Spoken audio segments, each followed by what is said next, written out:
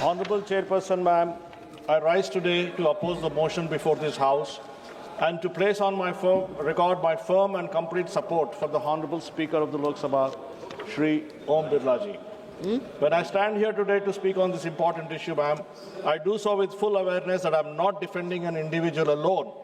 I am defending the integrity of this House. The authority of the Speaker is not a personal privilege, it is an institutional necessity. The Speaker represents the discipline, the dignity and the drive towards achieving the lofty hopes and aspirations that our forefathers encapsulated in the Constitution of India. If the neutrality of the Speaker is questioned without reasonable grounds, we risk weakening the very institution that safeguards democratic deliberations. Differences of opinion are natural, ma'am. They are in fact the lifeblood of democracy. But attempts to erode the institution in the name of political disagreements is dangerous. Let us remind ourselves of a fundamental truth. The dignity of Parliament is inseparable from the dignity of the Constitution itself. 3 opposition MPs, ma'am, have moved for the removal of Speaker Shri Om Birla ji. This initial proposal submitted was full of mistakes, such as wrong dates, photocopied signatures, and therefore technically could have been rejected. It is the generosity of Shri Om Birla ji who not only asked them to rectify the errors and resubmit the motion which was against him. This motion was against him and yet he accepted it, but also admitted the same in adherence to the proper procedure. This speaks volumes about the personality and genuineness of our Speaker, an upholder of democratic ideals. Honorable Chairperson, ma'am, Shri Om Birla ji has had a long journey as part of Indian political system. We see flashes of his dedication to the development and upliftment of people during his time as a legislator in Rajasthan Legislative Assembly. During the 13th Rajasthan Vidhan Sabha, he raised more than 500 questions, an extraordinary demonstration of legislative commitment. His contributions were so substantive that he was included in the list of Sadan ke Sitare, the stars of the House, on more than 6 occasions. He led movements to eradicate the malnutrition from the Saharia tribal area of Baran district of Rajasthan and led movements to help the victims of the Bhuj earthquake of 2001, aged pensioners with their medicines and consumer cooperatives. Ma'am, for a democracy to thrive, its opposition is an important factor. The opposition by its very name embodies an alternative political thought in the interest of strengthening parliamentary debate, discussions and deliberations. However, it is sad to see a rather sorry state of affairs that parade before us every day, where our friends across the aisle march into the well, shout, disrupt, and use all unparliamentary methods that strike at the very pillars and foundations of our parliament. On several bills and debates of national importance, the opposition has chosen to speak outside the parliament or on social media while remaining conspicuously absent from their very debates where democratic scrutiny should occur. It is very disheartening when the leaders of the largest opposition parties collectively and individually performed below the average in attendance, questions submitted and debates. Incidentally, ma'am, 281 members of parliament in this House are the first-timers. 74 are lady MPs. Their average is much higher than the leaders of the opposition. While the national average of attendance stands at 86%, questions raised at 88%, debates participated at 17%, the average of the leaders of the 3 largest parties are not even half of the national averages of attendance, questions and participation and debates. Are they aware of this? Of course, yes. In fact, it is this guilty feeling of underperformance that drives them towards repetitive, disruptive behavior in the House. Ma'am, in the recent times, we have seen the opposition display unruly and unparliamentary behavior. I myself have experienced this concerning change in their behavior while sitting in the very chair. During the first half of the budget, Parliament was disrupted repeatedly. The opposition chose disruption over discussion. 8 members had to be suspended after engaging in serious misconduct inside the Lok Sabha.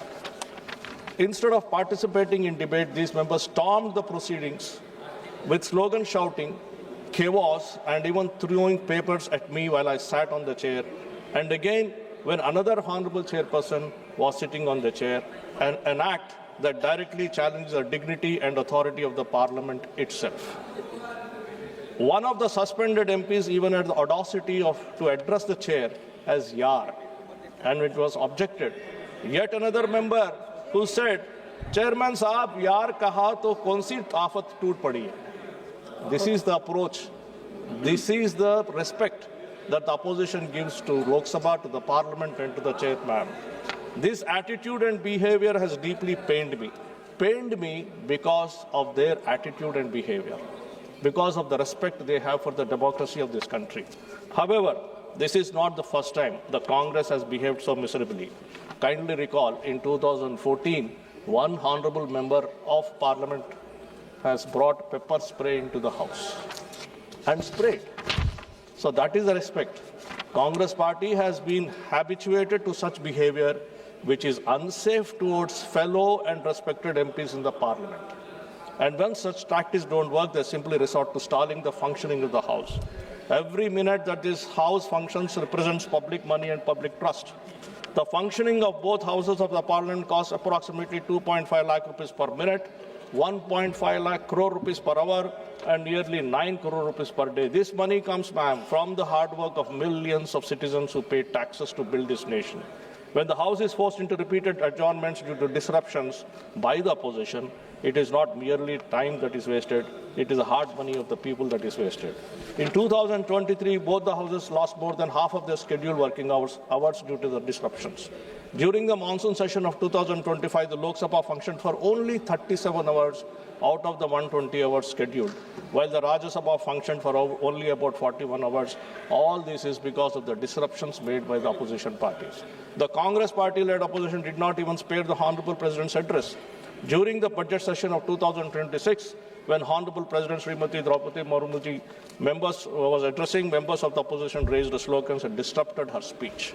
The President's address represents one of the most important constitutional movements of our parliamentary calendar. Disrupting that movement is not merely disorder, it is disrespectful to the highest constitutional office of the Republic.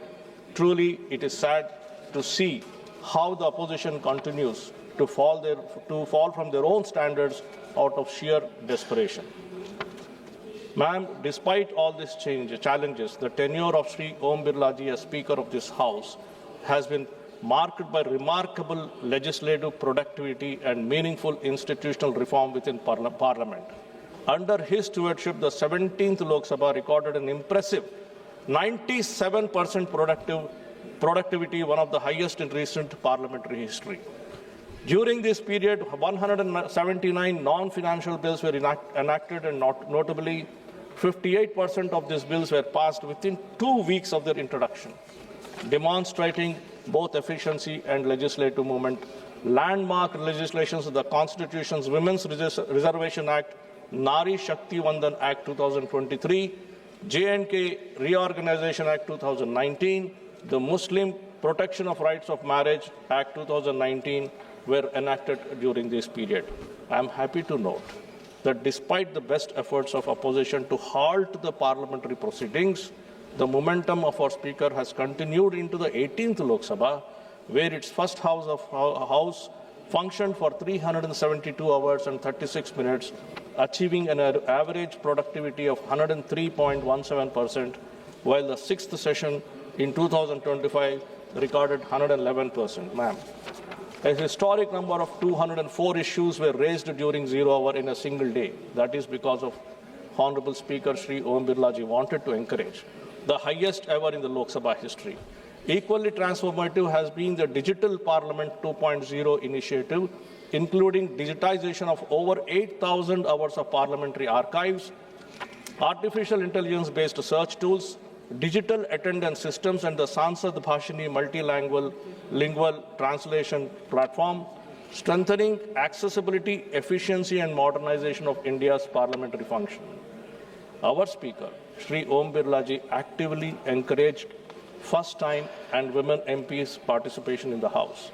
I have personally seen him engage, interact, and encourage many members across the party lines who had never spoken earlier to contribute to the parliamentary functioning via questions, debates, and even supplementaries. As someone who entered this House for the first time, I can personally attest to the encouragement given by Shri Om Birlaji. Being entrusted with a responsibility such as serving on panel of speakers demonstrates his belief that first-time parliamentarians such as myself must be given the opportunity to learn and grow. Honorable Speaker Shri Om Birlaji recently introduced biometric attendance system. Probably this must have frustrated the opposition because they have to now record electronically. Ma'am, recently we have seen an increasingly desperate strategy emerge where attacks are not just restricted to political leaders, but to other constitutional institutions such as Election Commission, the Supreme Court of India, and even the defense forces. It is deeply troubling when judicial proceedings are misrepresented for political gain within this very House. In 2019, public claims were made both inside and outside the Parliament that Honorable Supreme Court has endorsed the slogan "Chaukidar Chor Hai" in connection with the Rafale procurement case. This assertion was factually incorrect. The Honorable Supreme Court never endorsed such a slogan, nor did it make any observation that would be reasonably be interpreted in that manner. The Honorable Court itself later clarified that its observation has been misquoted and misrepresented. Such conduct goes beyond ordinary political rhetoric. When a member represents the words of Supreme Court within the Parliament, it undermines public faith in both the institutions simultaneously. The judiciary is one of the most important foundational pillars of our constitutional democracy. Any distortion of its judgments within Parliament risks eroding institutional respect. Misleading the House on matters concerning the Supreme Court can be considered legitimate parliamentary misconduct. Madam, now when it comes to the matter of Indian armed forces, it's a very, very serious matter. Repeatedly, the opposition leaders have misquoted, particularly on what is happening on the Chinese border. And there was a mention about the 4,000 square kilometers being conceded, which is not a correct statement.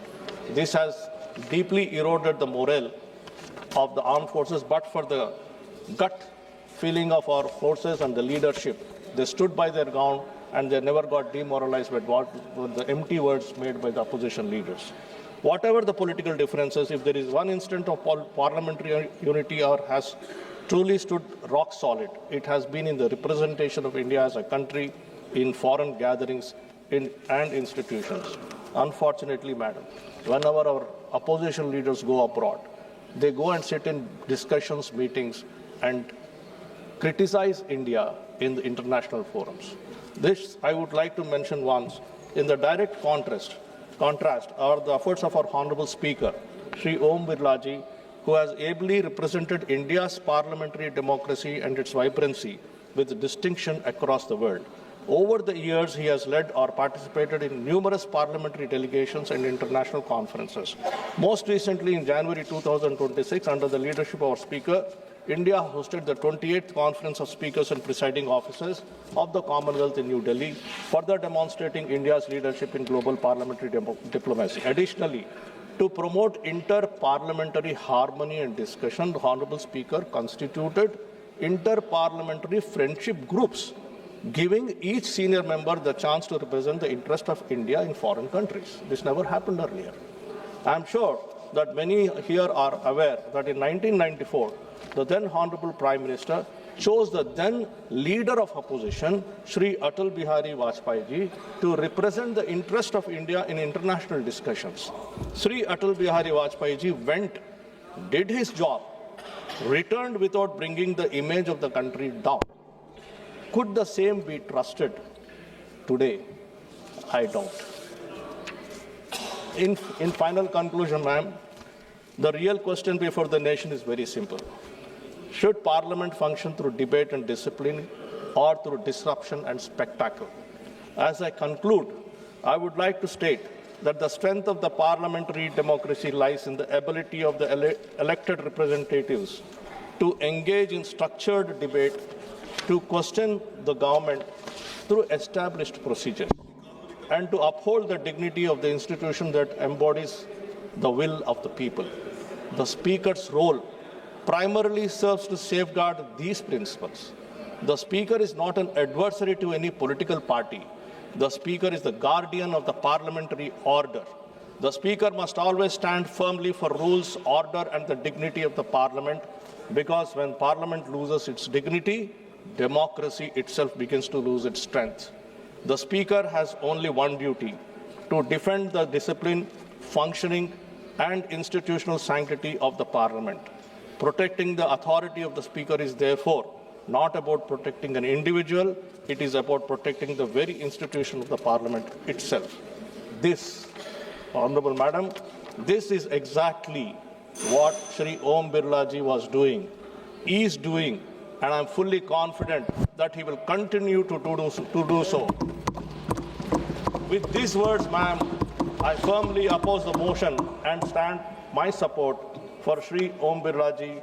Jai Hind, Jai Bharat, Jai Andhra. Thank you so much, ma'am.